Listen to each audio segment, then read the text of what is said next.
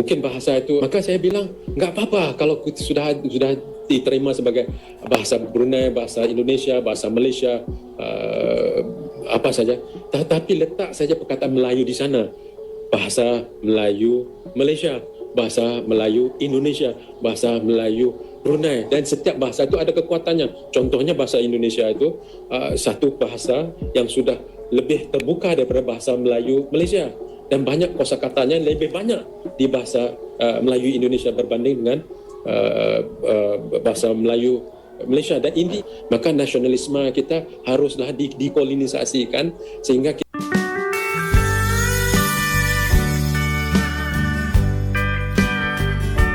Assalamualaikum warahmatullahi wabarakatuh. Halo teman-teman, jumpa lagi di channel ini. Oke, buat teman-teman yang klik video ini, seperti biasanya saya harapkan mudah-mudahan teman-teman selalu dalam kondisi sehat walafiat. Amin ya robbal alamin. Oke, di kesempatan kali ini saya mau reaksi sebuah video negara pengkhianat mengajarkan konsep persatuan kepada Indonesia. Oke, seperti apa videonya? Sebelum kita berkomentar, kita akan lihat dulu. Ini tentunya ada hubungannya dengan Malaysia ya.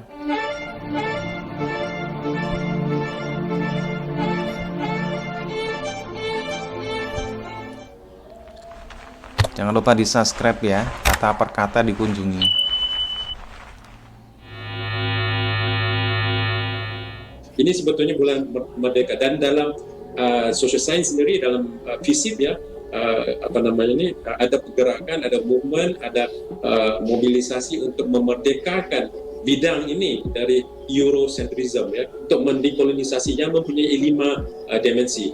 Pertama, dekolonisasi paradigma sejarah, kedua dekolonisasi paradigma wilayah, ketiga dekolonisasi paradigma identitas, keempat dekolonisasi paradigma bahasa, kelima dekolonisasi paradigma budaya dan warisan. Namanya bahasa, mungkin bahasa itu, maka saya bilang nggak apa-apa kalau sudah diterima sebagai bahasa Brunei, bahasa Indonesia, bahasa Malaysia, apa saja.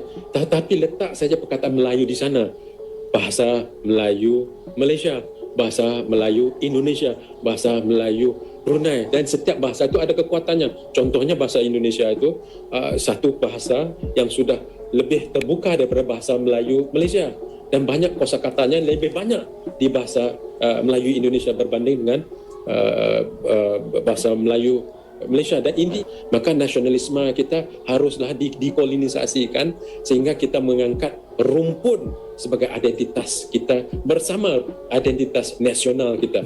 Maka kalaulah kita bisa bilang Melayu Bugis, Melayu Minang, Melayu Bawayan, ya itu kan lebih hebat lagi kerana itu mengikat secara budaya kita kan, dan banyak budaya dan produk-produk budaya kita yang kita menjadi yang kita berbagi bersama, you share together, right? Assalamualaikum warahmatullahi wabarakatuh. Salam sejahtera untuk semua. Sahabat kata per kata. Itulah video dari Profesor Revani Bustami yang menerangkan suatu konsep dekolonisasi Nusantara dan mengajak kita untuk mengikrarkan sumpah, yaitu Sumpah Nusantara. Wow. Yang mengikut sertakan negara-negara yang dahulunya adalah wilayah Majapahit. Kata Nusantara tercipta dari patih Gajah Mada atas sumpahnya, yaitu Sumpah Palapa, yang berkeinginan untuk menyatukan semua wilayah-wilayahnya dengan atas nama Nusantara. Lalu Profesor Malaysia ini membawa-bawa nama Nusantara itu untuk kepentingan pribadinya, yang ujung-ujungnya mengatasnamakan kemelayuan, yang Konsep semuanya Melayu dianggap Melayu olehnya, demi untuk kebesaran nama kaum Melayu Malaysia. Karena adanya nama Malaysia di situ, maka Malaysia pun dapat mengklaim apapun yang ada pada wilayah-wilayah Nusantara, yaitu yang ada pada wilayah Negara Kesatuan Republik Indonesia. Karena wilayah Nusantara yang terbesar adalah wilayah negara Indonesia, dan kekayaan budaya dan bahasa, serta yang lainnya, ada pada negara Indonesia. Sehingga bahasa Indonesia pun dapat mereka klaim dengan mudah, sebagai bahasa Melayu. Dan secara otomatis, pastinya merujuk pada Melayu yang ada di Malaysia, dan akhirnya Malaysia pun dapat mengklaim tanpa harus bekerja keras dalam memperkaya bahasanya. Bukan itu saja, Profesor Revani Bustami pun menciptakan konsep dekolonisasi Nusantara. Apakah Profesor Malaysia ini tidak mengetahui sejarah di masa perjuangan melawan para penjajah? Seluruh wilayah-wilayah yang ada di Nusantara, memperjuangkan kemerdekaannya, melawan penjajah Inggris atau British. Lalu apa yang dilakukan 9 raja-raja Melayu semenanjung ujung Medini beserta rakyatnya? Apakah mereka berjuang melawan penjajah Inggris atau British? Tentu saja tidak, karena raja-raja Melayu semenanjung ujung Medini beserta rakyatnya, tidak pernah merasa dijajah oleh Inggris atau British, dan meminta penjajah Inggris atau British untuk datang kembali selepas kekalahan Jepang. Inggris atau British, dianggapnya sebagai pahlawan di tanah Malaya, Iya, yang benar sekarang banget. menjadi negara Malaysia. Bahkan ketika Karena pejuang yang sering yang kita sebenarnya dengar yaitu seperti itu ya. Burhanuddin Hilmi mendeklarasikan kemerdekaan tanah Malaya, raja-raja Melayu semenanjung ujung Medini menolak untuk merdeka. Dan Burhanuddin Hilmi pun dianggap sebagai pemberontak. Sungguh tidak pantas Profesor Malaysia menginginkan konsep dekolonisasi Nusantara, karena Malaysia adalah pengkhianat Nusantara, yang bersekutu dengan penjajah Inggris atau British. Lalu apa tujuan sebenarnya Profesor Revani Bustami menciptakan konsep dekolonisasi Nusantara? Tujuan sebenarnya adalah untuk dapat mengklaim apapun yang dimiliki negara Indonesia, iya. serta yang dimiliki negara-negara lainnya, yang dahulunya adalah wilayah Nusantara. Sungguh licik dan piciknya Profesor Malaysia, demi menginginkan kebesaran nama kaum Melayu Malaysia. Dan inilah pernyataan Profesor Revani Bustami ketika videonya tersebar di Indonesia, yang mendapat kecaman dari sejumlah warga Indonesia, dan dianggap sebagai salah satu musuh netizen Indonesia. Berikut ini videonya. Pak, kita pakai rumpun Melayu. Orang Indonesia pula marah. Alam Melayu. Di mana rumpunnya tu kan? Jadi ini yang menarik ni. Jadi kita ni di Nusantara ni tak seperti orang Eropah Europeans kan. We are Europeans. Africans kan. Indians, Chinese kan. Kita ni tak ada istilah nak panggil diri kita sendiri kan. Itu suksesnya penjajah nak memecahkan kita ni. So Nusantara Malay Archipelago is a maritime region, specially and sporadically spread from east to west, dari Sabang ke Merauke ke Papua. Jadi kalau konstruksi ataupun konsep di Indonesia itu Sabang ke Merauke, tapi ini Nusantara yang lebih asli atau lebih asal lagi sebelum penjajah datang ya. Sabang ke Merauke ke Papua. Dari rota biasanya diangkat sampai Miangas saja, tapi rota Miangas sampai Philippines, sampailah parts of Indochina like Champa, sebahagian ada juga southern parts of Thailand, dan juga Burma juga ada. Pengembangan Nusantara itu sangat luas itu kan. Bahkan Kelantan pernah dinamakan Majapahit II. Kerajaan Majapahit II itu ada di Kelantan kerana raja Sultan sebenarnya Sultan Kelantan tu pernah turun dari takhta, bernikah dengan salah satu ratu Majapahit. Ratu Majapahit. Kemudian dan Majapahit pernah ada ratu ya, bukan saja raja, dia bukan saja king, but there was a queen. Dan kemudiannya apabila dia turun, Siam menyerang Kelantan. Jadi Majapahit menghantar tentera untuk membela melawan kembali, dan dengan itu dinamakan Majapahit kedua itu. Dan hingga hari ini keris Majapahit itu masih lagi jadi keris di Kelantan. Ada keris Majapahit di Kelantan. So ada kaitan Majapahit Kelantan. Mungkin ada kaitan Klaten dengan Majapahit. Jadi makanya makanan di Kelantan tu mana-mana seperti makanan orang Jogja itu kan. Ya, maybe. Dan agak heran kenapa wayang kulit ada di Kelantan. Ya kan? Kenapa wayang kulit ada di Kelantan, tidak di Terengganu, tidak di Pahang, tidak di Johor? Macam mana tu wayang kulit tu tiba-tiba menjelma di ujung Malaysia, ujung tu kan? Ni pojok lah bahasa Indonesia tu kan. Pojok, the left hand corner of Malaysia. Jadi Nusantara serumpun setamadun. Jadi seperti pisang tumbuhnya rimbun, tandanya satu, sikatnya tersusun. Bagaikan taman dirawatnya subur, hasilnya indah, harum dan anggun. Alam Melayu berangkai berbagai akar warisannya, namun berkumpul menjadi serumpun. Nusantara bermekaran bunga peradabannya, menyatu menjadi sekebun tamadun. Jadi hujah yang saya ingin angkatkan dalam pantun saja yang sekarang ni ialah akar sejarah Nusantara itu dah banyak.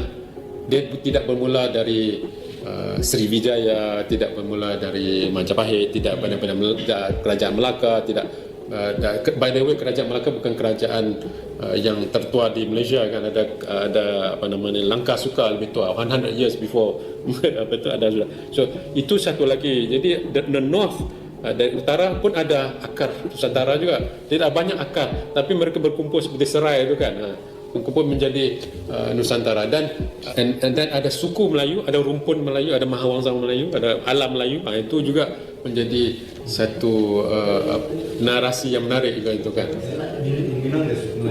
Melayu suku adakah, jadi adakah Jawa itu Melayu? Itu perdebatan di situ kan. Jadi kalau saudara-saudari masuk ke YouTube, tak saya nama Rifani Bustami, saya adalah musuh. Yang diangkat, tokoh musuh yang diangkat, karena saya cuba mengklaim bahwa Indonesia itu alam Melayu gitu kan. Jadi I'm identified as one of the tokoh yang I think it's a compliment lah, walaupun kritikan itu.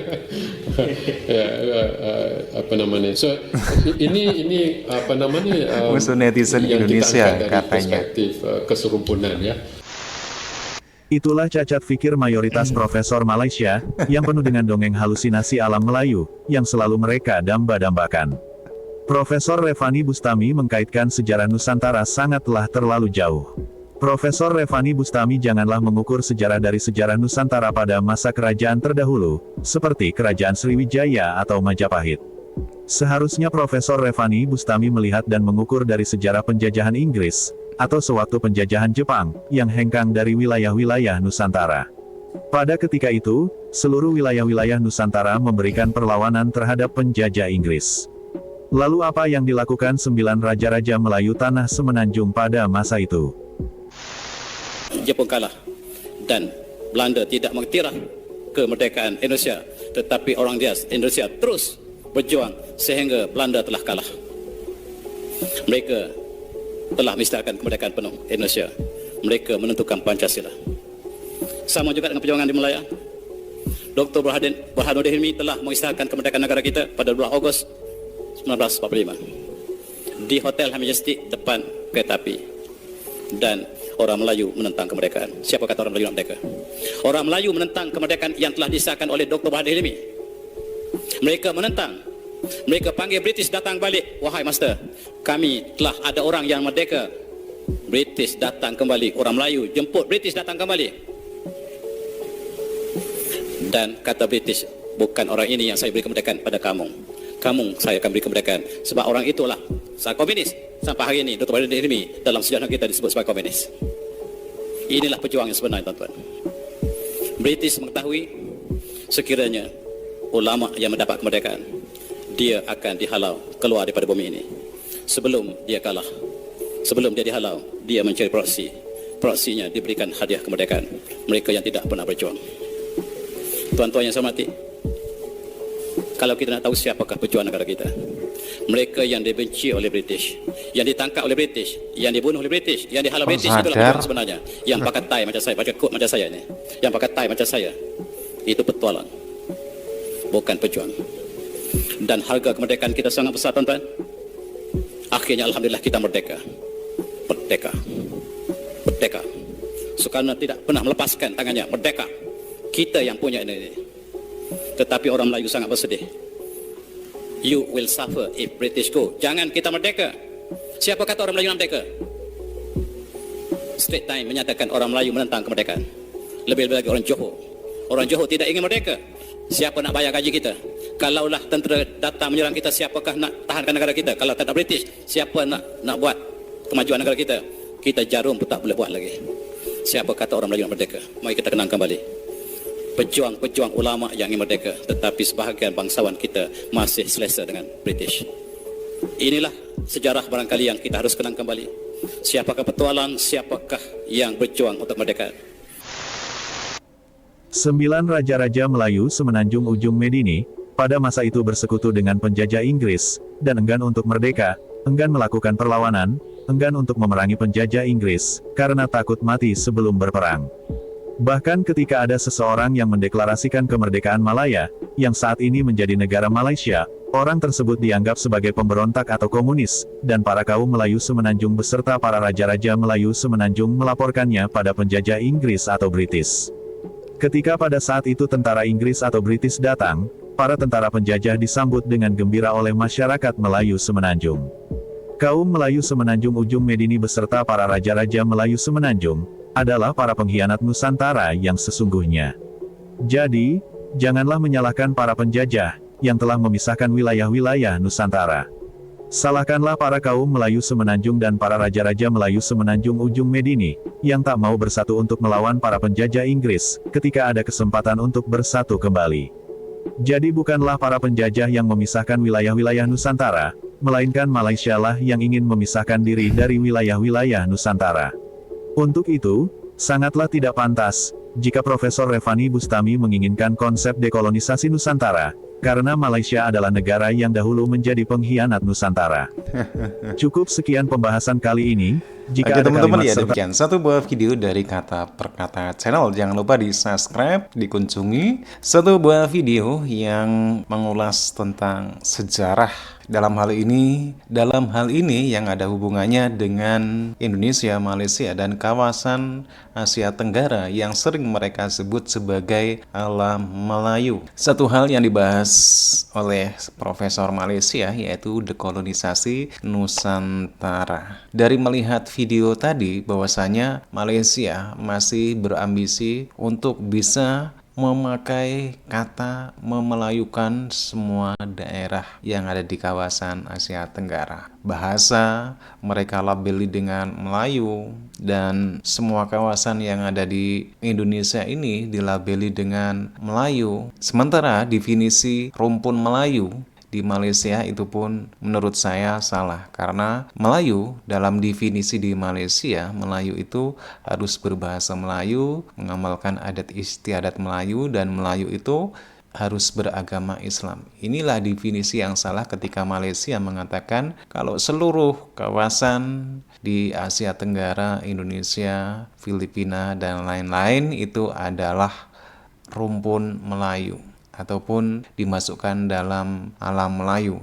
Sementara dengan definisi yang ada di Malaysia ini sangat bertentangan, kecuali kalau definisi rumpun Melayu itu adalah sekelompok manusia yang tinggal di wilayah tertentu dengan persamaan fisik. Nah, itu mungkin bisa disebut sebagai rumpun Melayu. Kalau dikaitkan dengan definisi Melayu di Malaysia, Melayu itu harus berbahasa Melayu, Melayu itu harus mengamalkan adat istiadat Melayu, dan harus beragama Islam. Ini sangat bertentangan sekali. Oke teman-teman, ya demikian satu buah video. Bagaimana nih menurut teman-teman? Kalau ada yang kurang silakan teman-teman bisa tambahkan di kolom komentar. Terima kasih dan wassalamualaikum warahmatullahi wabarakatuh.